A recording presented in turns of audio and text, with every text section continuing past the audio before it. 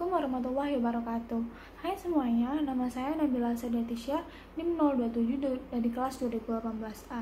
Di sini saya akan mereview jurnal yang telah saya baca dengan judul In the Realm of Diplomacy and Peace, Some Reflection on the International Convention on High Seas Fisheries in the North Pacific Ocean and the Law of the Negotiation, yang ditulis oleh William C. Harrington dan diterbitkan pada Januari tahun 1989.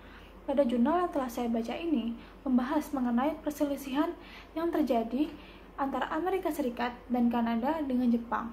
Perselisihan ini terjadi karena disebabkan oleh perebutan stok dari ikan salmon dan ikan halibut, serta perebutan wilayah penangkapannya di Samudra Pasifik Utara. Permasalahan ini dimulai antara Jepang dan dengan Amerika Serikat dan Kanada yang memperseterukan perkara penangkapan ikan salmon di Samudra Pasifik Utara. Jepang menuntut untuk juga dapat menikmati haknya untuk menangkap ikan di laut lepas. Lalu terjadilah perebutan di antara ketiganya yang saling mengharapkan keadilan untuk mencari atau menemukan garis batas laut lokasi penangkapan dengan jumlah ikan salmon yang sama. Namun usulan tersebut dirasa melanggar kebijakan karena akan menyebabkan banyaknya ikan salmon yang masih belum siap untuk diambil atau dia masih muda, sehingga jika diambil akan mempersulit pengendalian jumlah dari ikan-ikan ini. William C. Harrington selaku penulis serta tokoh utama dalam jurnal ini menceritakan secara langsung pengalamannya dalam menyelesaikan perselisihan di antara ketiga negara ini.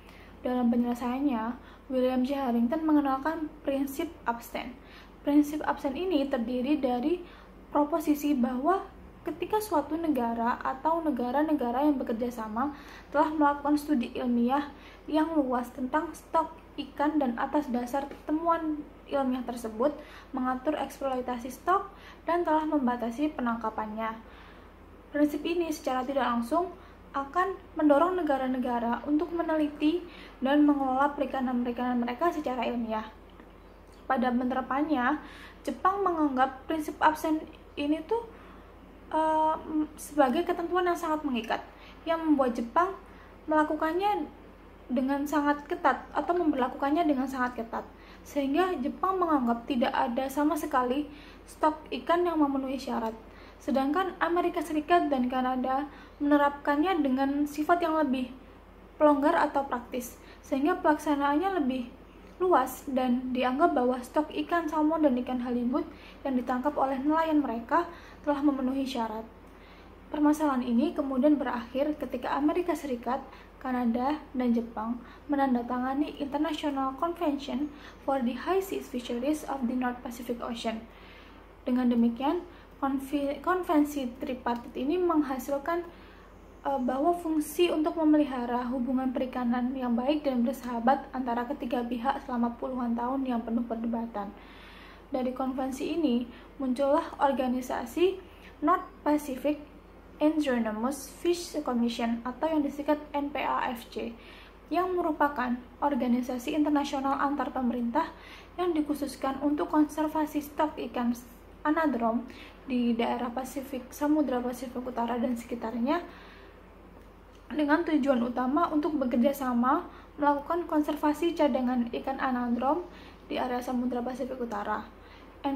NPAFC memiliki 4 negara anggota, yaitu Amerika Serikat, Kanada, Jepang, dan Federasi Rusia. Namun pada 2003, Republik Korea ikut menyetujui dan menandatangani konvensi ini, sehingga negara anggota menjadi berjumlah 5. Dari pemaparan jurnal ini, saya setuju dengan konsep ide yang dimunculkan oleh William C. Harrington, yaitu prinsip abstain. Dengan prinsip abstain, permasalahan yang telah berlangsung lama ini dapat terselesaikan, seperti permasalahan yang diceritakan di dalam jurnal ini. Selain itu, prinsip absen ini juga telah diakui oleh beberapa para ahli, di mana salah satunya adalah Wilbert Webb Chapman. Perjuangan Harrington dari saat berlangsungnya permasalahan antara Jepang dengan Amerika Serikat dan Kanada hingga setelah terselesaikannya permasalahan tersebut dalam International Law Commission atau ILC yang membahas tentang kodifikasi hukum laut. Sangat patut untuk diapresiasi. Pada awalnya memang menimbulkan skeptisme bagi negara pihak-pihak lain seperti Uni Soviet yang lebih tertarik untuk memperluas perikanannya di luar batas wilayahnya atau di lepas pantai negara-negara lain.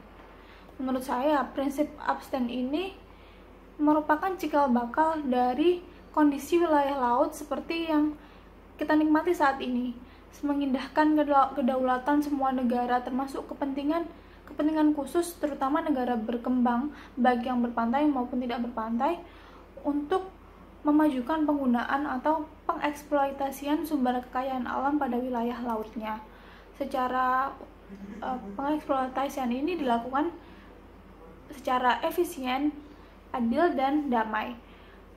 Namun mungkin sisi negatif yang dapat diambil dari yang dapat kita lihat adalah prinsip abstain ini juga dapat menimbulkan kesenjangan antara negara-negara.